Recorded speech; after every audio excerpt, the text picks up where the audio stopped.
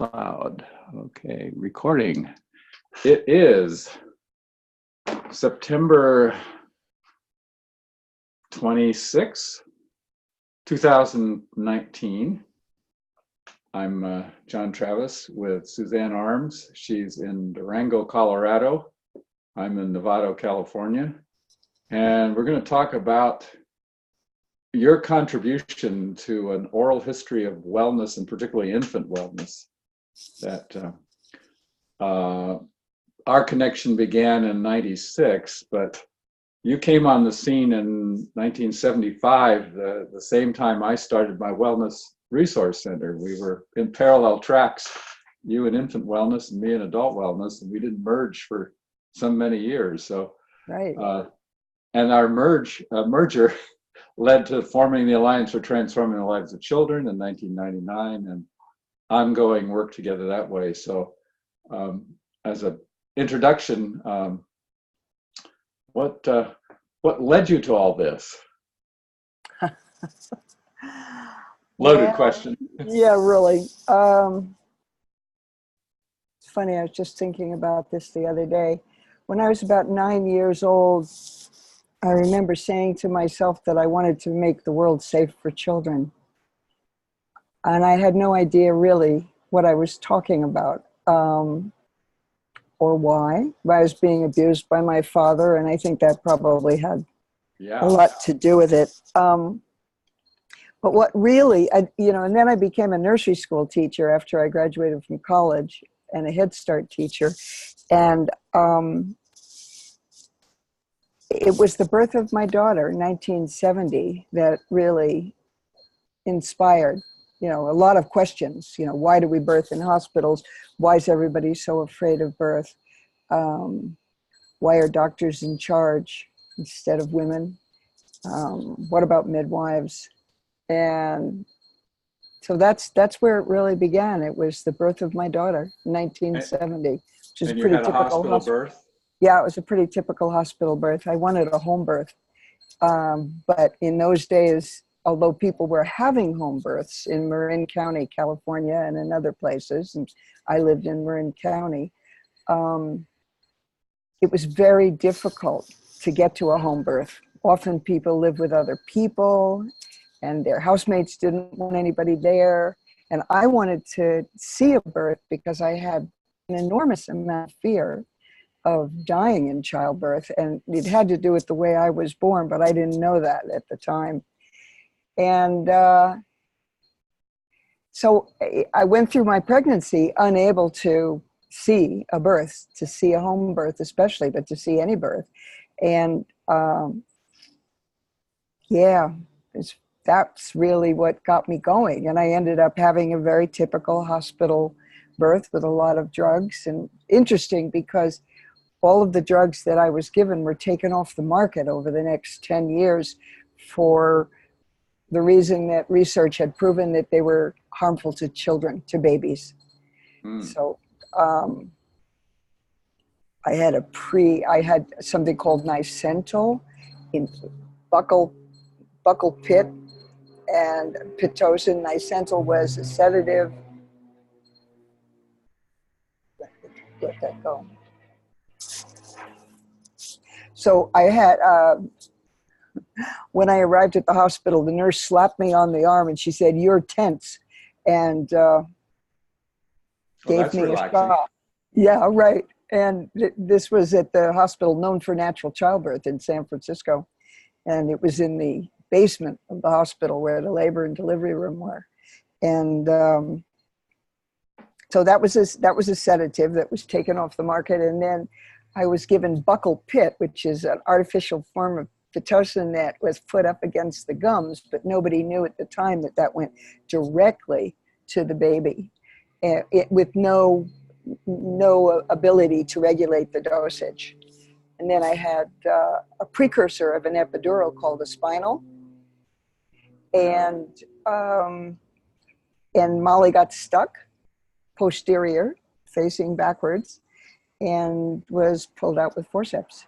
So that was the birth. And even though I breastfed her and lived in a community where there was a lot of support because I was in a little community called Stinson Beach, California, in Marin County, and there were a number of women having babies and offered a lot of support. But I didn't start to really question what had gone on with my birth until about maybe 9 months after the birth. And then it, I had this question, what was the truck that hit me and who was the driver? And why was birth so artificial? And everywhere I went and started talking to people, I found people were afraid of birth, including those, and especially those who worked with it, especially doctors and nurses. Afraid of getting sued, probably too. Although in those days there weren't a lot of lawsuits, but there was a definite feeling that medicine wanted to be in charge. Yeah, I remember when I was pregnant with Molly, going to a prenatal visit and asking a couple questions and having the doctor say to me, "Who's the doctor here? Who went to medical school?" So I believe that our gifts. Yeah, really. So that's probably what inspired me. And I believe that our gifts come from our wounds, and this sounds like a classic example. So Yeah. How did it unfold that you launched a wonderful book 5 years later, and what were the steps to that? Oh, well, it was interesting because there were, to step backwards, there were almost no childbirth education classes at the time, and the few that were there were taught by physical therapists. And my daughter's father suggested that I keep a diary of my feelings through pregnancy. He'd already had other kids. In fact, one of them, he had been the attendant at the birth at home because it came very quickly, that child. And so that book became A Season to Be Born, which is the story of my pregnancy and birth. And he did the photographs and I did the diary. So that came out in 1973, and then in 75, Immaculate Deception was published, and that was a result of a lot of research in med school libraries. In those days, you couldn't get into med school libraries unless you were a medical student, so I had to sneak in. I had to borrow people's cards, had to go down to the basement because that's where the history of medicine, history of childbirth was, and I began interviewing people and getting invited to go to hospital births by residents in obstetrics. And that was in the Bay Area. Yeah. All in one hospital or different places? Different hospitals.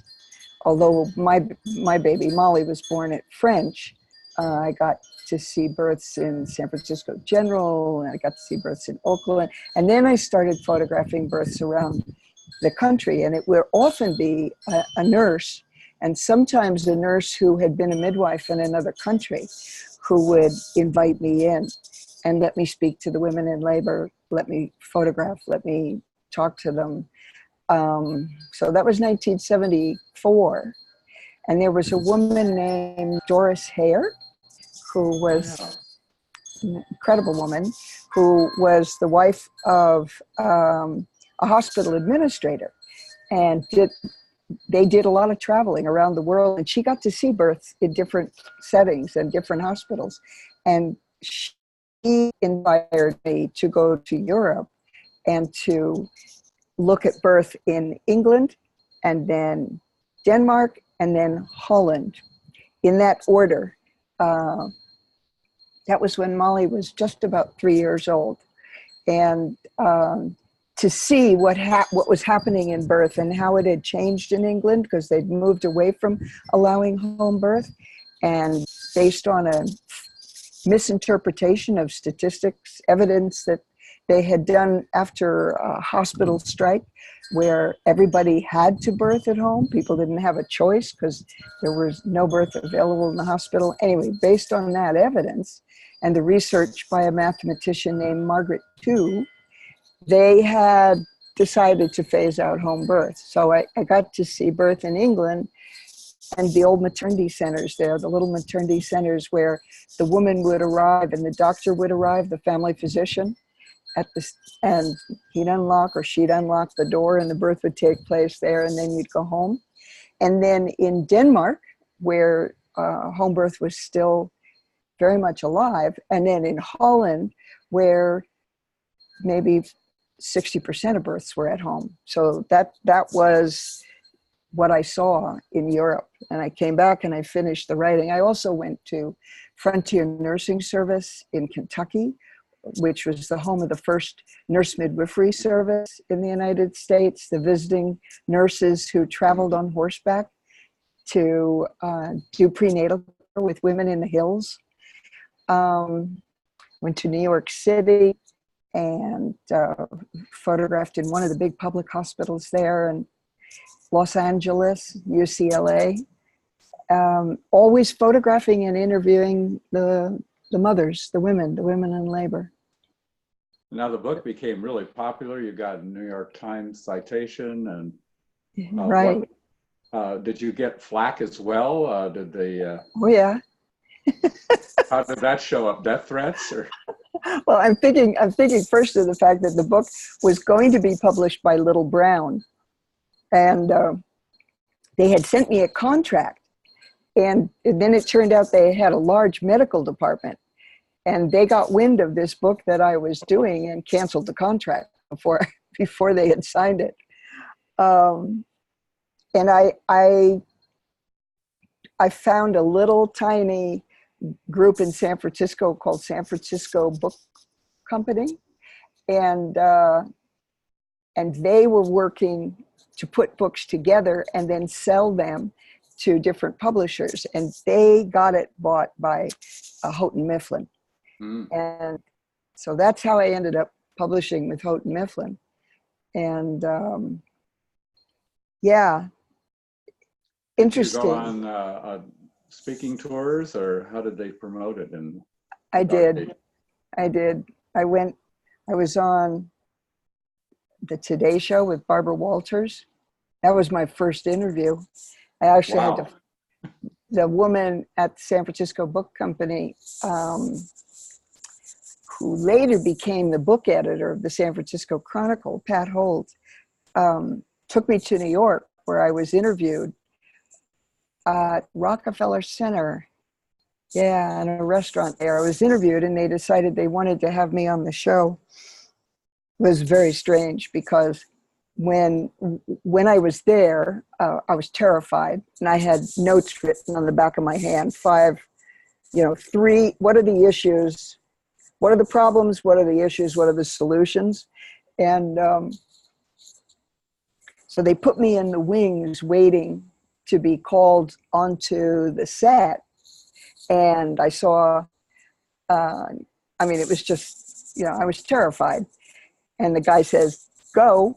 And I walked over to the stage, and they clipped a microphone onto me. And as they did that, this woman, Barbara Walters, walked onto the set with my book under her arm and looked at me and said, "Who are you?" And I said, "I'm your next guest." And I don't know if she did that intentionally to put me off center, but yeah, that's what happened. And then it turned out the interview was, I think, 7 minutes, and it apparently was going so well that they kept it up for another 4 minutes for affiliates who didn't have local stations to cut away to. So that was that. Yeah, and then sometimes I'd be put on shows again with doctors, obstetricians, and I remember one of them was the head of Region 9 of the American College of OBGYN. And that was Good Morning America. And I didn't know it was a debate. And I thought I was just going to be interviewed. And yeah, and almost everywhere I went, the doctor was given the first and the last word. And I remember one in particular, Good Morning DC, It was in Washington, D.C., an interview where, again, I didn't know I was being set up for a debate. And so here's this guy sitting next to me, and the host starts the introductions. He said, on my left, I'd like to welcome a man we know and love. He's been on the show many times. Head of the head of obstetrics at George Hopkins University. Welcome, Frank Barter. And on my right, an angry young woman. Whoa. That was it. That was the introduction. And I remember coming off the set, and an African-American man who was working one of the cameras came up to me and gave me a hug and said, "Thank you, you go." So I'm curious with Barbara Walters, did she seem to get it, or did she show any? She didn't have children. I think she had an adopted child, but no, she didn't seem to get it. And there was an occasion, maybe 5 years after that, where there had been an obstetrician who had done some really good research on electronic fetal monitors that showed it's not what he intended, but what ended up being proven, and he was honorable enough to publish it. I think his name was Haverkamp. Anyway, and he was from Harvard. We were at a conference, and I was going up the escalator, and he was coming down the escalator. I said, "Dr. Haverkamp, thank you for," and before I could say anything else, he said, "Suzanne Arms, you have destroyed women's trust in doctors." and you know, I had thin skin, still do, so those things really stuck with me. Yeah. But the book was a great success, and how many thousand copies? They have statistics on it? I know you did second edition. It was sold, the first edition. I think the first edition sold 250,000. And it was kept in print for about 10 years. And then I did 2 more editions. And it was passed from hand to hand. And a lot of med school students ended up reading it. A lot of midwife students, nursing students, and it found its way. It was one of those cases where it was the right thing at the right time. I was just guided by a sense of rage and outrage, and I was fortunate that it hit at the right time and touched people. And this was really the rise of the natural birth movement, as far as I can tell. Well, some people say it inspired the birth movement, at least in the United States. There were different things happening around the world. But again, it was the right time. This was the time when I was still researching it in 1973 and 4, when in many hospitals, fathers of the baby were not allowed to be even in the labor room, or if they were allowed in the labor room, they weren't allowed to go into the delivery room. And there were occasional fathers who handcuffed themselves to either their wives or the labor room bed, which was not a great idea because they hadn't thought it through, but they simply moved the woman out of that bed and onto a gurney. But men fought very hard to be able to. I didn't know that. Birth. Yeah. I was lucky in '72 in Baltimore at Church Home Hospital, where they did allow fathers in the labor room and the delivery room, and really? I was a doctor, so it was a little easier too. But right. It was rare, very but rare. I think because you were a doctor, and because you were a man, they gave you preference, which is great. Apparently, it was allowed. That's one of the reasons we chose that hospital. It was off the beaten path a little bit, right near Hopkins. And but now, what other factors came into play, and how does this trajectory lead up to where we met at the Kim's meeting in 96? 96. Well, that's like 20 years later. that's right. In about 1997, I got involved with an organization called the Holistic Childbirth Institute, and also the Holistic Health Institute, Holistic Birth and Dying Institute. It was in a house in San Francisco. You said 97, but it sounds more like 80, 79. No, 77.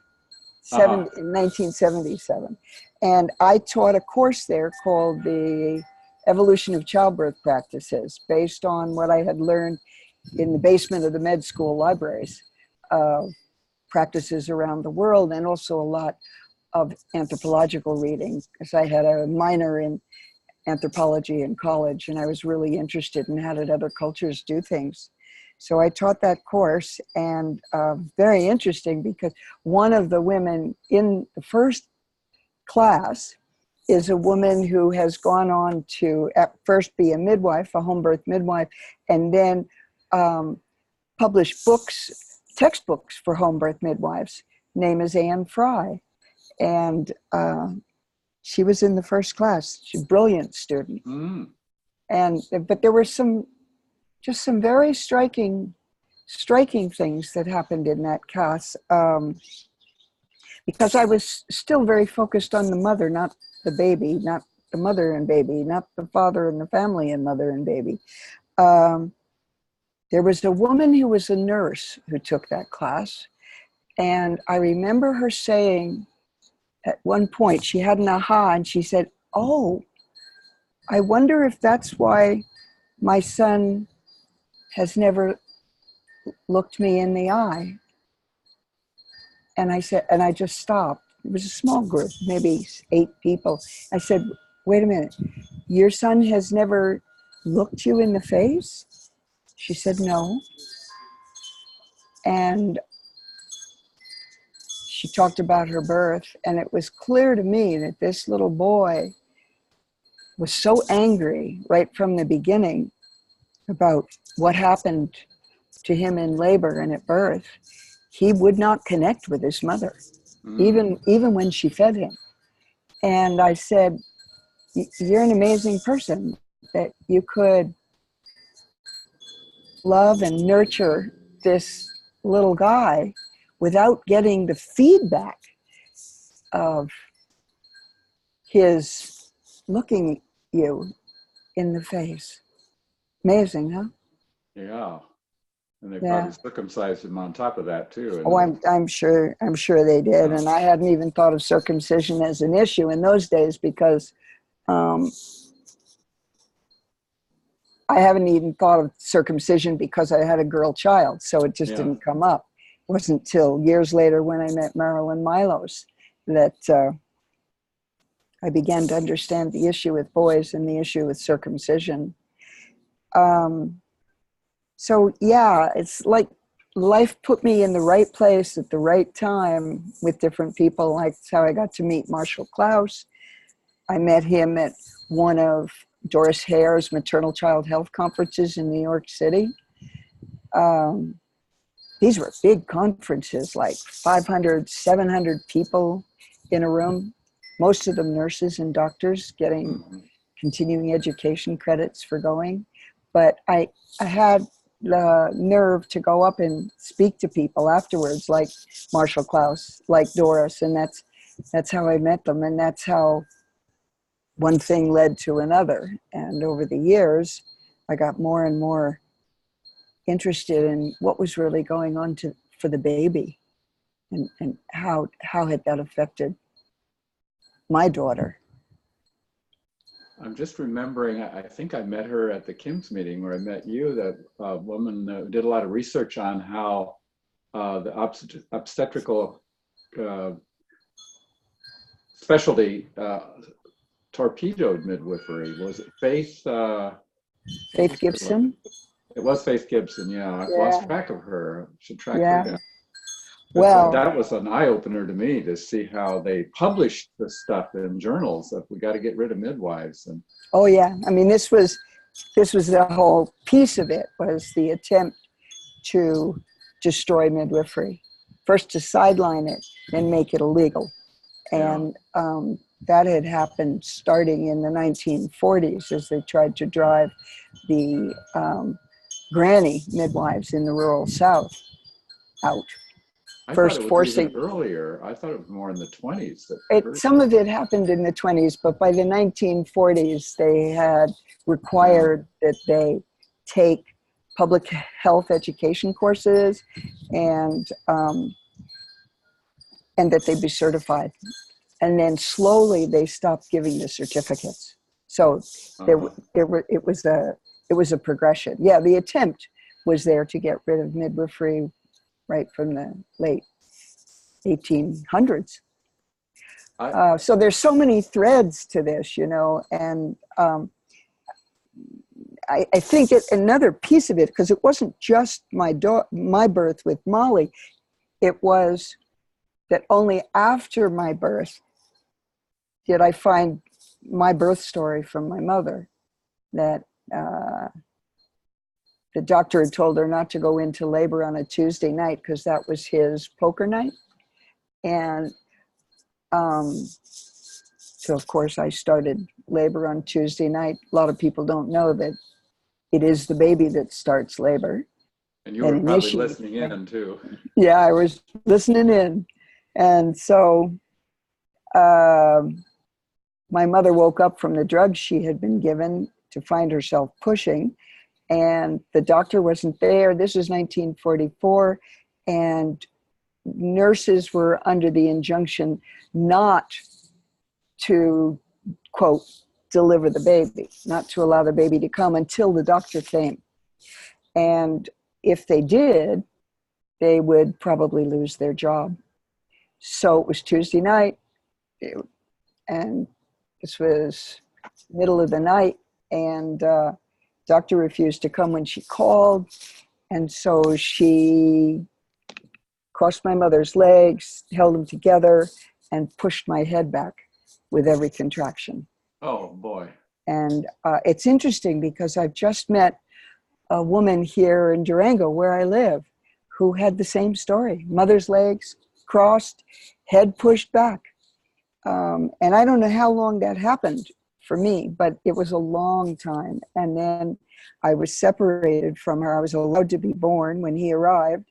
And I was separated and put in a newborn nursery. And in 44, there were a lot of nurses working in the war effort. So there were very few nurses at the hospital. And so I didn't see my mother for maybe 4 or 5 days. I was bottle fed, and a nurse would come and hold me up outside the room in the doorway for her to see. And her story was that because I was the first girl that had been born in a while, they taped a little bow to my head, and they would bring me to see her as a result of the fact that it was special. And I guess I got special treatment in the nursery probably because I was a girl baby. Where But was this? this was in Camden, New Jersey. And it's interesting because one of the reasons they kept the babies and mothers separate for many days was there was an epidemic of infant diarrhea going through the nurseries.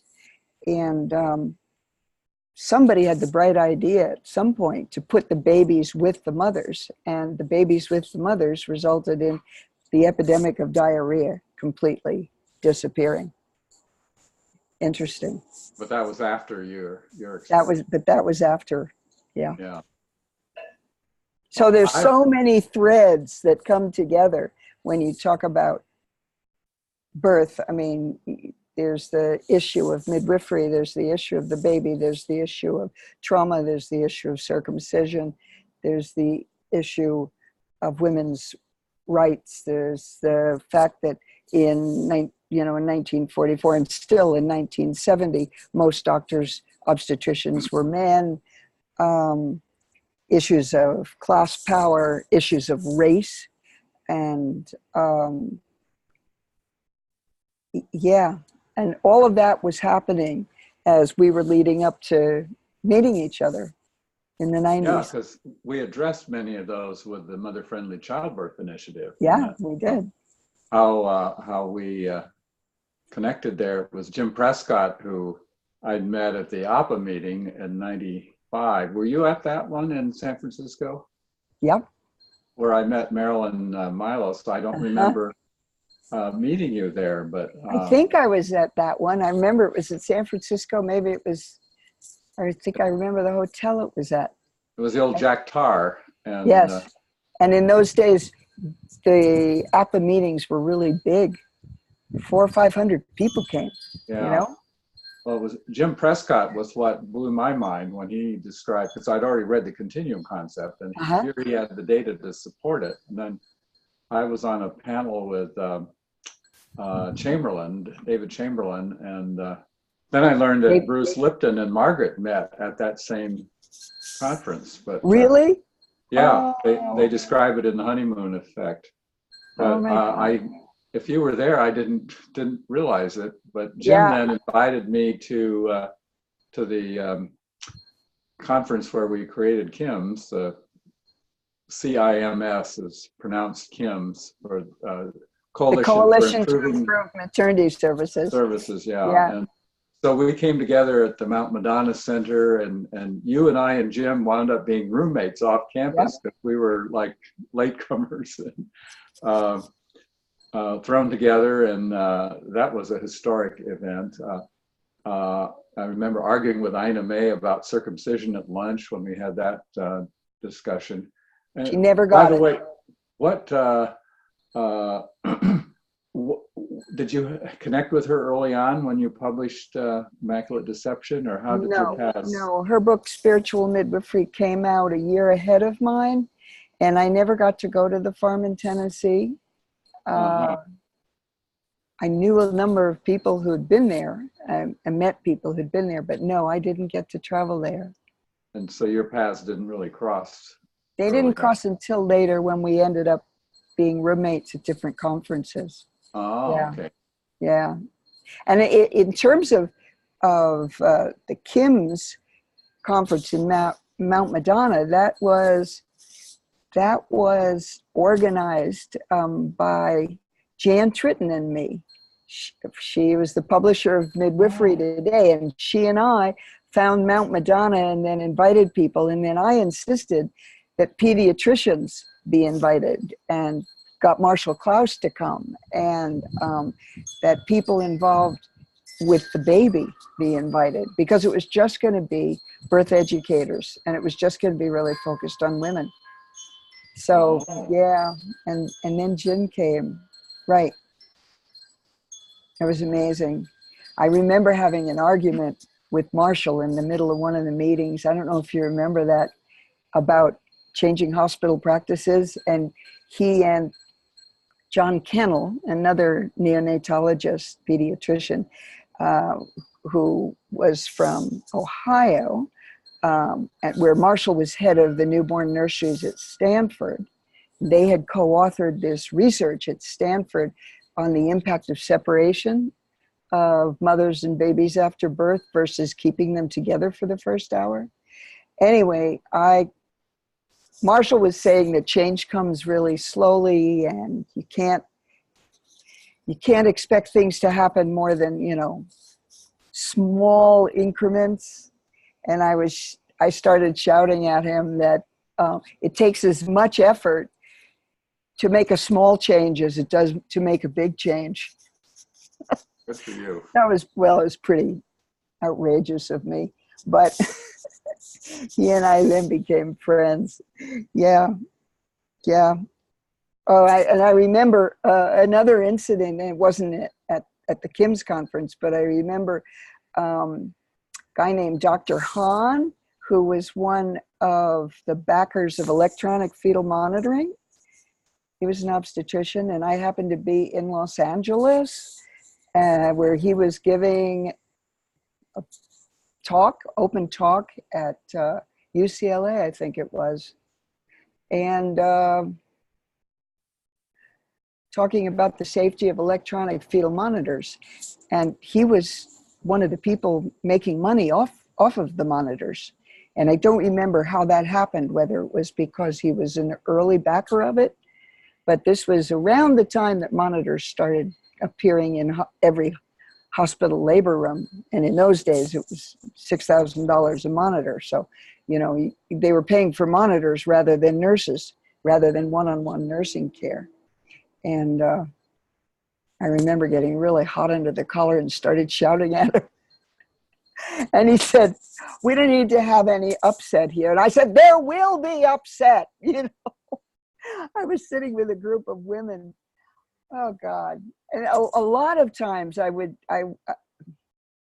be inspired to say things out of just the rage that came, in part from my own experience being born, having my head pushed back and that feeling of, and then I was always embarrassed afterwards. Anyway, yeah, Mount Madonna, it was wonderful. And that happened to occur at the time when there was an amazing comet in the sky. Right. It's not Kayana-Squatsi, but a similar name, a Japanese name for this comet. And it was very auspicious. Right. And what we created there, and as a result of having an obstetric nurse who was involved with the American College of OBGYN nurses, managed to get the endorsement of OBGYN nurses, which probably wouldn't have happened before or after. Yeah. So those kind of serendipitous things. That really cemented my professional transformation from adult wellness to infant wellness. And it was, I'd had touches of it. We were familiar with attachment parenting and the Sears's work, and Jean Liedloff. We'd had her do a workshop when my daughter was born, and some other newborns. We all got together up in Mendocino. But it was connecting with all those people. I met Ray Castellino. I'd already known Jim. I met you. Who else? A bunch of other people. Of course, Roberta Scare was doing a lot of organization, and Tina Kimmel was there, and that culminated in one evening. You and I were in this tiny little hot tub, and after probably most of the work had been done, and we knew things were going to fly. Right. And one of us said, "Well, why don't we? This is great for birth, but why couldn't we bring in all of the dimensions of the prenatal, preconception, the primal period, and all the way through, ideally teenage initiation?" That's right. You kept prodding me to do something around that, and I kept thinking about it. I started a listserv, and Jim Prescott was on it, and I don't know if you were or not. Email was pretty new at that point, and yeah, I don't think I was at that time. Yeah, hot tubs have a bit in this history. It wasn't a sexual thing. It was just, where people got together and their parasympathetic nervous system relaxed. And I can remember bringing Thomas Verney, the psychiatrist from Toronto, to Palo Alto, where I was living at the time, Palo Alto, California, and co-organizing a talk for him at the best place we could find was the local Jewish synagogue. And we filled that auditorium, that room, with 400 people. And in those days, he was really concerned about the mothers, about the baby, and not about the mothers. It was all about the baby. But we sat in the hot tub afterwards, and I encouraged him to start an American version of what was the Pre and Perinatal Association in Europe. And at first it was called PANA, the American version, Pre and Perinatal Association of North America. And yeah, I was pretty good at getting other people to do good things. Well, we struggled with the trying to do it online, and there were some flame wars, and it wasn't going very far. This was '96, Right. and it wasn't until '99 that I actually got us all together. Now, you organized the one in California. You weren't at the one at Acorn Inn, were you? No, I wasn't at that first one. That was where I got Kent involved, and Sharon Humanick that I'd met at one of our meetings in Florida, and who else? Ray Castellino, and from the Kim's meeting, and that was like the first meeting. What it was, the spring of '99, I think. Uh-huh. So successful. Well, Ray had a video projector, and we started writing what eventually became the blueprint, editing together on screen, a totally novel experience. Right, that's right. And that was so successful that I was talking to you, and you said, well, let's do one in California, which you set up. And we got I think we did that house. at Marilyn Milos' house. No, that was later. The No, first one was at a house you found. In Sonoma County, north of San Rafael. No, that was a long time later. That big house, we had that after the second summit. This was a house right in the center of Marin. If it wasn't San Rafael. San Rafael. It was the sister of Roxanne Potter, a midwife. Oh yeah. And we had a wonderful time there. We brought in Marilyn. Yep. Now, was Marilyn, she wasn't at the Kim's meeting though. No, she wasn't at the Kim's meeting. But she had recruited me at the APA meeting in '95 to start doing stuff on circumcision. And I had a letter published in the New England Journal that our team had written, and we sent 4 letters in, and mine was the one that got published. Wow. So I knew her from that. And Tina came over from Oakland, and right. Then who found Bill and Wynn Sweet? They came out. I didn't know them at all, but was that your doing? Yeah, but I don't remember how. Oh my God, that's right. Yeah. It's interesting because, of course, the impact that having these intimate gatherings for a weekend and eating and sharing dreams and talking for 3 days together. Creating community. It really did create community. But in terms of circumcision and Marilyn and that whole issue, that was completely left out of childbirth and breastfeeding issues, because I got involved in breastfeeding issues too, and co-authored a book on breastfeeding called Best Feeding with 2 British midwives. One of whom was the big researcher, Mary Renfrew, on breastfeeding, and one of whom was the clinical midwife who was head of domiciliary or home birth services in Oxford, England for many years, and then turned to breastfeeding because so many women who had traumatic births and could be healed and their babies through successful breastfeeding. Anyway, nobody thought about circumcision as an issue. It was completely ignored. I mean, we got midwifery and the attempt to eradicate and criminalize midwives, but not circumcision. Isn't that interesting? What I remember most about the Kim's meeting, though, was it was the one of the last days just before lunch, and we were down to step 9, and we had something about circumcision, and Marshall Klaus objected, being Jewish, and Hinsey Goer and small Jewish contingents got really upset, and we broke for lunch, and I wound up sitting next to Ina May, and she said, well, Steve's circumcised and he doesn't think he's missing anything. And I said, well, how would he know? I was lobbying at my table And then we went back to the room, and this facilitator that we had, a professional facilitator who I didn't think was that good, uh, and she was planning to go on to the next subject and drop it. And I said, no, we've got to continue this. That's right. And Marshall had gone out for lunch or out for the afternoon, or somebody else who was objecting wasn't there. Oh, and Jim Prescott, of course, was on our team, and Ray Castellino.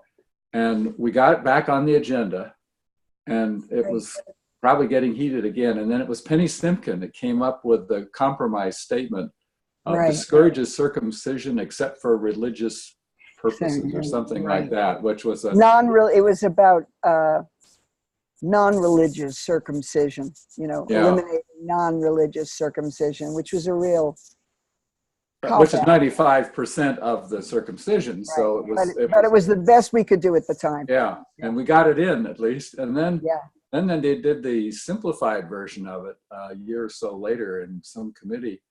And I noticed that it was missing. They didn't translate that into high school language. And I saw it in a draft and did some more lobbying with, what was the doctor who had been in Denmark with UN, can see it, Marsden Wagner. I called him up and told him about it. And he had some clout with whoever the committee was at the time, and we pushed. They finally got it in that version. Yeah. That's right. But circumcision, newborn infant male circumcision was never an issue in Europe. It wasn't done. It wasn't done in Europe. Well, I think it was before the well, in England anyway, it was pretty common. But the National Health Service defunded it in '48. Right. And the numbers dropped dramatically. Exactly. I'll get into all this when I interview Marilyn, but one of the things that we had in common. So we met at San Rafael for the second meeting. I'm just doing a little ATLC history here. Right. And that's probably when we cooked up the name, the Alliance for Transforming the Lives. The Alliance for Transforming, yes. We wanted to get TLC in there. We deliberately... Tender loving care, right. Yeah, and then I went off to Australia the next year, but we met, you kept pushing for physical meetings. We had one at Marilyn's house where we called it the, what was the Acorn Accords at Acorn Inn. And then at Marilyn's, what's the town where she is? San Geronimo and Lagunitas. Yeah. No, it was another town where she actually is, but we had made up a name for that. We had that, and then we had one at Kent. In Charlottesville. And then we had one up in Sonoma County at that wonderful house with all the glass. Yeah, actually we had one at Roberta's house in... we had one in Roberta Scare's house in Boulder. In Boulder. That was the summer of 2001. Yeah. And then you proposed the summits. And I had no idea of that. I wound up being the workhorse again. You have the ideas, I do the implementation. You did the work. Yeah. Great team work there. And we recruited volunteers, and you found, what's the center in south of Santa Barbara? Mount Madonna. No, Madonna was Mount Santa Madonna. Cruz. And that's for the first one we had in Santa Barbara. And it was at a Catholic retreat center that had become ecumenical, and I can't remember the name of it. It was beautiful. Yeah. And I was able to get Joe Pierce to come and be a bait. I used him as bait at the first meeting at Acorn Inn. I got Barbara and Lisa from API, Attachment Parenting International, came for that, and because we wanted to build bridges with them. But the big disaster was that we had Michelle O'Donnell come in for a talk, and the guy that was supposed to meet him at the airport, I noticed him leave the room at about the right time to go to the airport, but he didn't go to the airport. And the next thing we knew, we got a call from Michelle alone in the airport, was being locked up which he had to Oh take my a God. cab. And then the cab broke down at the foot of this hill that the retreat center was at the top of. Right. That's at Mount Madonna. No, No, yeah. that was the Santa Barbara one. That was the Santa Barbara one? Yeah, Okay. the first one.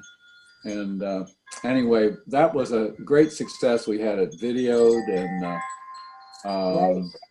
it was, what, 40 some people. Jen Dudley, I had David Isaacs doing World Cafe, which we squeezed into our already overcrowded Mm-hmm. curriculum. And then Didn't we there have was a several revolt. hundred people there? I thought we had a lot of people. It was close to 100, I think. Okay. All right. And Sharon and Kent moderated it. And Right. we tried to roast Joe Pierce, who was not going to have it. Michael Mendiza had Right. told me earlier we were going to give him an award, and he said, no, he won't accept an award. So we did a roast, and people were standing up in the audience in tears, talking about how he had changed their lives, and he was getting more and more uncomfortable. Oh, yes. Poor guy. He said it was one of the worst experiences of his life. Dear Joe. But Yeah. he did come back the next year. Even though he'd been sick, he came again, and we had our second summit, which was a little smaller and a huge amount of work again. And we finally decided that it just was too much But it's volunteer interesting. time. I have met different people over the last years whose lives were transformed by one or the other of those conferences. Mm-hmm.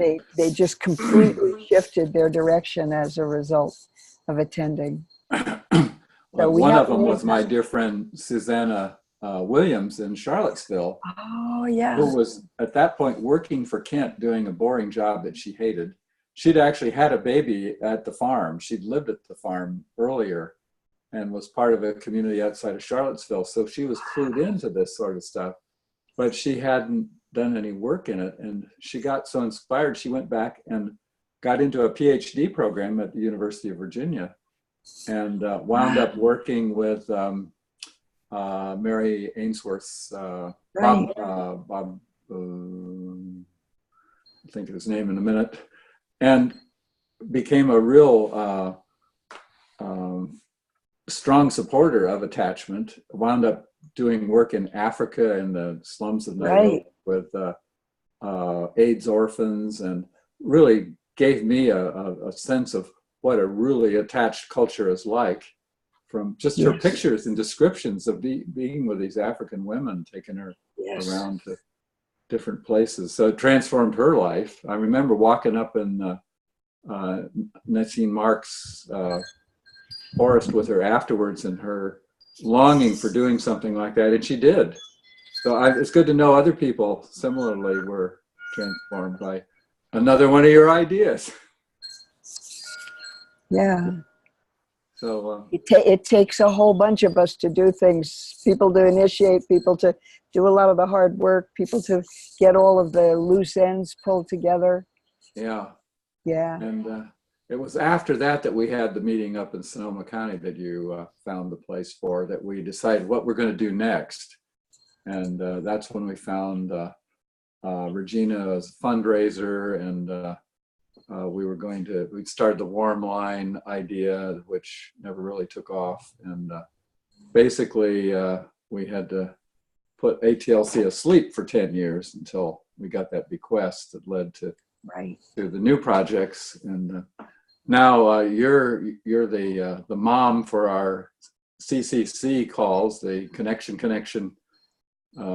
conference calls that I organized back 5 years ago. I just thought, wouldn't it be nice to get some of these people together on a monthly phone call like we had done with the board calls for the Alliance, and we weren't doing that anymore. And they were working calls as we drafted the blueprint, but it was much more than a working call. We were really supporting each other, and I thought, well, maybe we could continue that. And it's been really important for the people who've been on the connection call, because they're all out there as pioneers doing enormous amounts of work and can be very lonely, Yeah, I especially believe. when there are setbacks. And so, yeah, it's especially since we don't live in a tribal culture, we don't live in a community.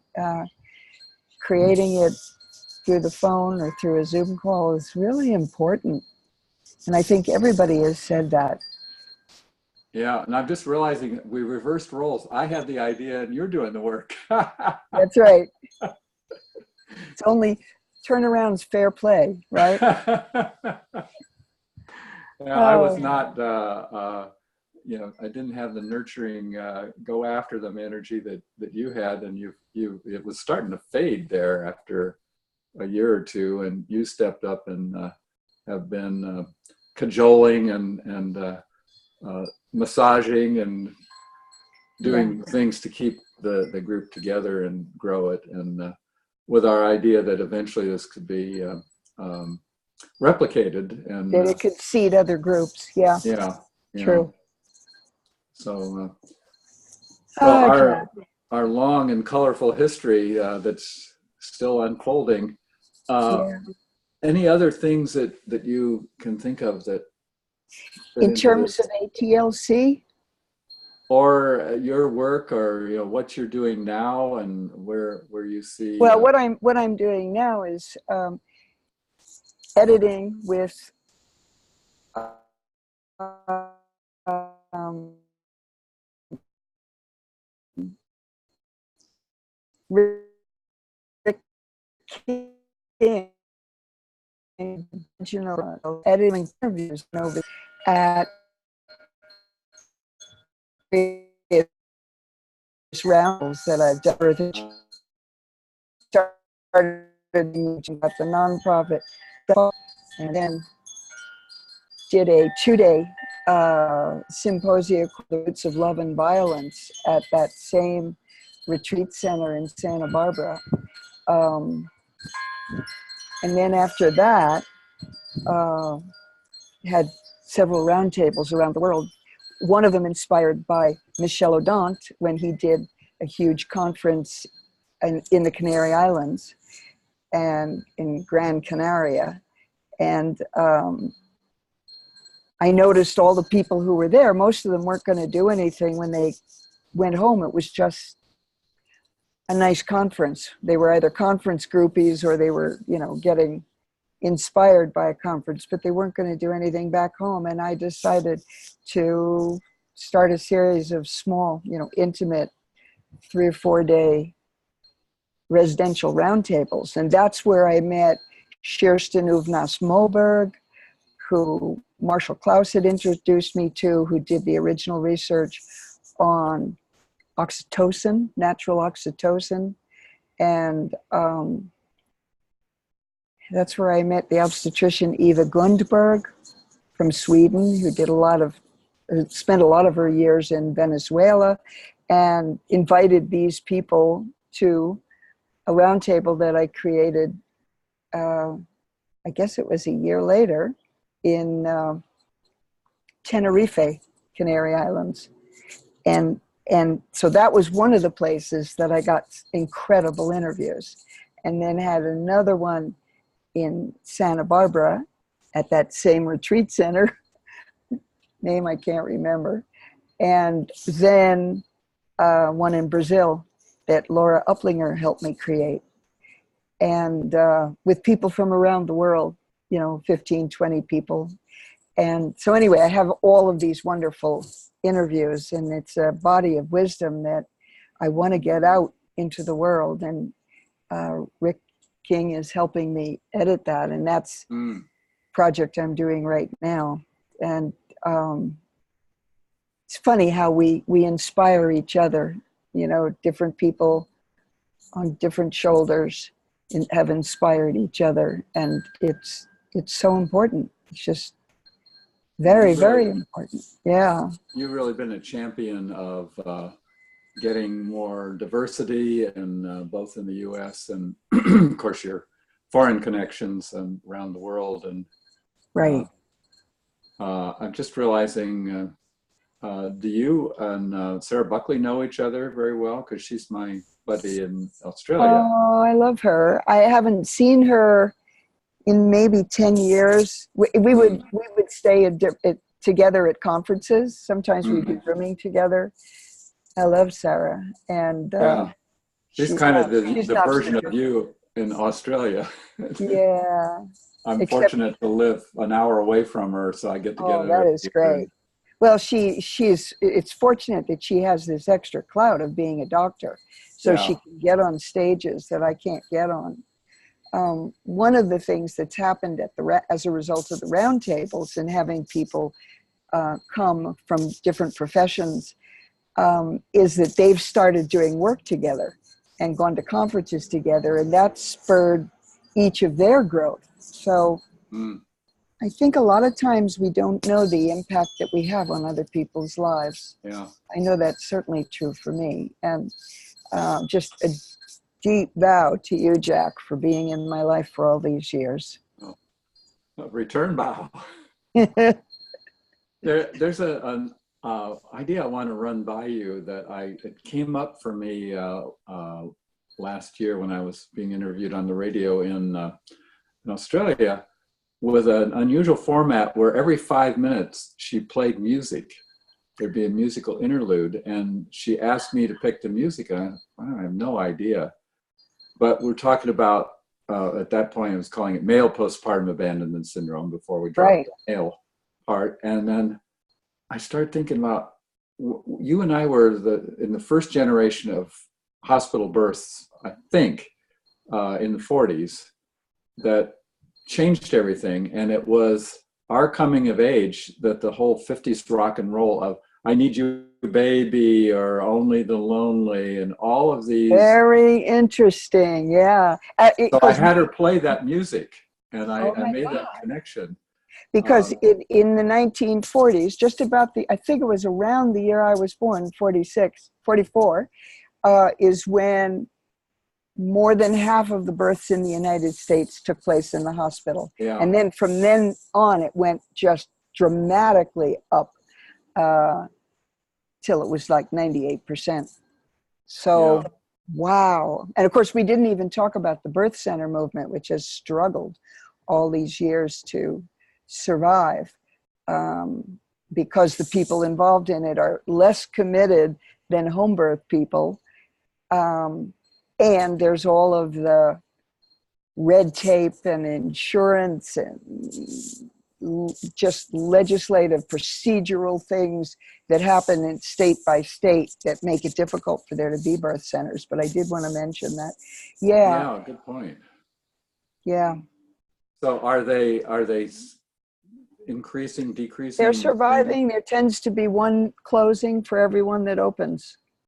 Uh-huh. Yeah, we had one in Mullumbimby that it was actually part of the hospital, but they shut down, Huh. and they transferred to a new big hospital, and I don't think it made it. But that was Yeah. a big thing in Mullumbimby. Yeah, Hmm. there's not a lot of commitment to have out of hospital births because the people in charge of birth still are obstetricians, and that hasn't changed. And when that paradigm shifts so that the specialist in normal and preventing problems, which is the midwife, um, that they run the obstetrical units in hospitals, we'll see a lot of change. Hmm. It hasn't happened yet. And yeah.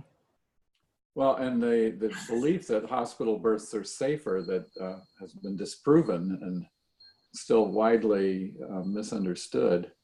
Um, That's right. but are there any statistics on home births staying the same, or any increase, decrease, you know? Decrease. I think Huh. it's now down to 0.25% planned home births Wow. in the United States.